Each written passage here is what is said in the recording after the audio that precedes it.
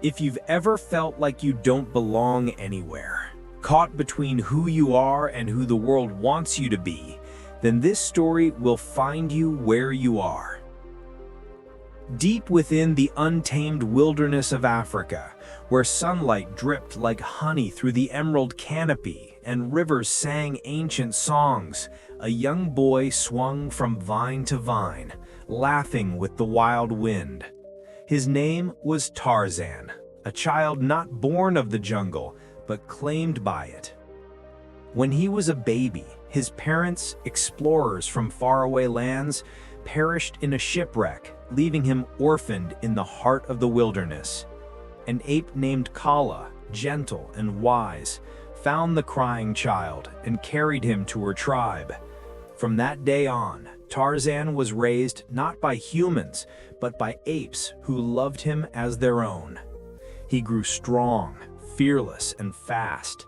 His body learned the ways of the jungle, the weight of branches, the language of birds, the rhythm of the hunt. To the creatures of the forest, he was one of them. But deep down, he always knew he was different. Whenever Tarzan looked into the still pools of the river, he saw something no other ape had, a face that didn't belong. His reflection felt foreign, his heart divided. And then it began, the voice.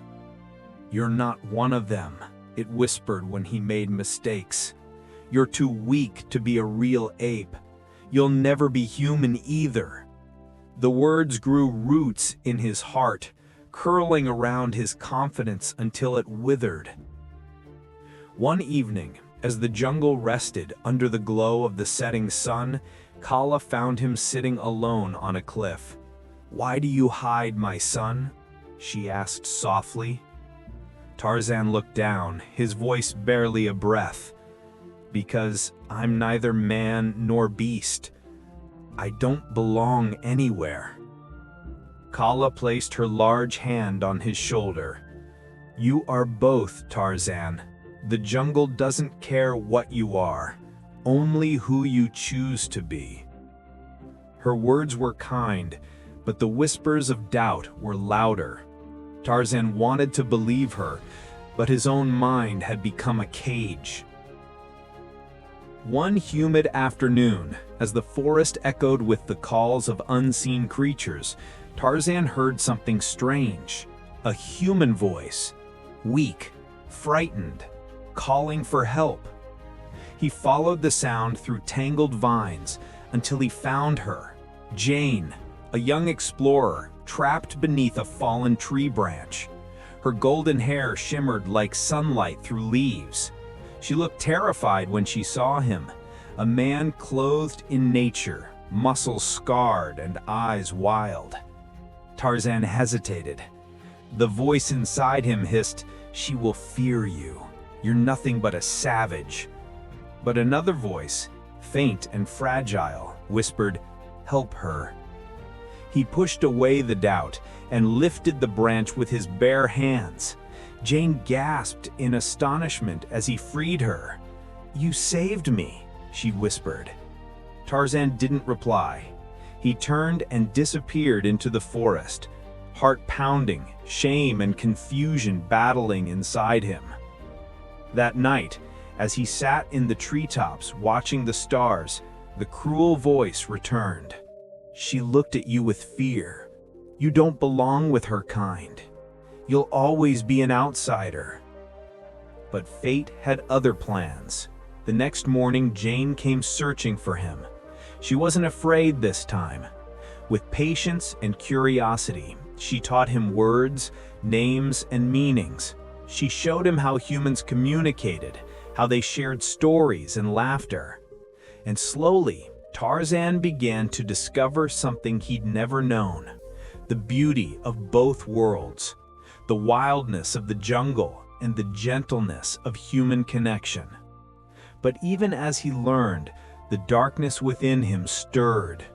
The voice grew jealous of his progress, whispering, "She pities you. She doesn't see you as equal." Tarzan began to withdraw again, torn between two selves, the beast who ruled the jungle, and the man who yearned for understanding. Then came the night that would change everything. From the distance came a sound. Gunfire, screaming, chaos. Hunters had entered the jungle. Tarzan rushed toward the noise and saw them. Men capturing apes, his family, his home. His heart froze as he saw Kala struck down. The voice screamed within him, "You can't stop them. You're not strong enough. You're nothing." For the first time, Tarzan felt his knees buckle. He almost gave in. But then, through the smoke and fear, he heard something faint. Kala's trembling voice, whispering, "You are both. Tarzan, remember who you are." Something ancient awakened in him. His heart thundered, his breath steadied, and then he roared. It was a sound that shook the treetops, part beast, part man, pure spirit. Tarzan launched himself from the vines, striking like lightning. He disarmed the hunters, freed the captured apes, and led them to safety. His movements were not of one who doubted, they were of one who knew. When the battle ended and silence returned, Tarzan fell to his knees beside Kala. She smiled weakly, her eyes full of pride. "Now," she whispered, "you belong everywhere."